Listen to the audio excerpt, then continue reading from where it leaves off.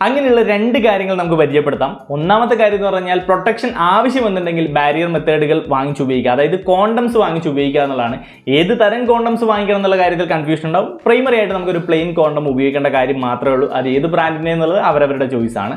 രണ്ടാമത്തെ പ്രോഡക്റ്റ് എന്താണെന്ന് വെച്ച് കഴിഞ്ഞാൽ അത് ലൂബ്രിക്കേഷൻ ആണ്. വളരെ സ്മൂത്ത് ആയിട്ട് ഫ്രിക്ഷൻ ഫ്രീ ആയിട്ട് നമുക്ക് സെക്സ് ചെയ്യാൻ വേണ്ടിയിട്ട് ലൂബ്രിക്കേഷൻ ഹെൽപ്പ് ചെയ്യും. നല്ലൊരു മികച്ച അനുഭവവും കാര്യങ്ങളൊക്കെ ആയിരിക്കും നൽകുന്നത്. കോണ്ടത്തിന്റെ കൂടെയും ലൂബ്രിക്കേഷൻ ഉപയോഗിക്കാം, അത് കോണ്ടം ബ്രേക്ക് ആവാനുള്ള സാധ്യതകൾ കുറയ്ക്കും. പക്ഷേ കോണ്ടത്തിന്റെ കൂടെ ഉപയോഗിക്കുന്ന ലൂബ്രിക്കേഷൻ ഏതാണെന്നുള്ളത് മനസ്സിലാക്കണം. വാട്ടർ ബേസ്ഡോ അല്ലെങ്കിൽ സിലിക്കോൺ ബേസ്ഡോ ആയിട്ടുള്ള ലൂബ്രിക്കേഷൻ മാത്രമേ കോണ്ടത്തിന് കൂടെ ഉപയോഗിക്കാൻ പാടുള്ളൂ. ഓയിൽ ബേസ്ഡ് ആയിട്ടുള്ള ലൂബ്രിക്കേഷൻ ഒരു കാരണവശാലും ഉപയോഗിക്കരുത്. അത് കോണ്ടം ബ്രേക്ക് ആവാനുള്ള സാധ്യതകൾ മാത്രമേ കൂട്ടുള്ളൂ എന്നുകൂടി മനസ്സിലാക്കുക. അപ്പോൾ ഈ രണ്ട് കാര്യങ്ങൾ ഫസ്റ്റ് ടൈം സെക്സിൽ നിങ്ങളുടെ കയ്യിൽ കരുതുന്നത് നല്ലതായിരിക്കും. ഇനി നിങ്ങൾ പ്രഗ്നൻസി പ്ലാൻ ചെയ്യുന്നുണ്ടെങ്കിൽ കോണ്ടംസ് ഉപയോഗിച്ചില്ലെങ്കിലും കുഴപ്പമില്ല, അതേപോലെ തന്നെ ലൂബ്രിക്കേഷൻ ഉപയോഗിച്ചില്ലെങ്കിലും കുഴപ്പമില്ല. ചില ലൂബ്സുകൾ സ്പെർമിന്റെ മോട്ടിലിറ്റി ഒക്കെ എഫക്ട് ചെയ്യാനുള്ള സാധ്യതകളും കാര്യങ്ങളൊക്കെ ഉണ്ട്.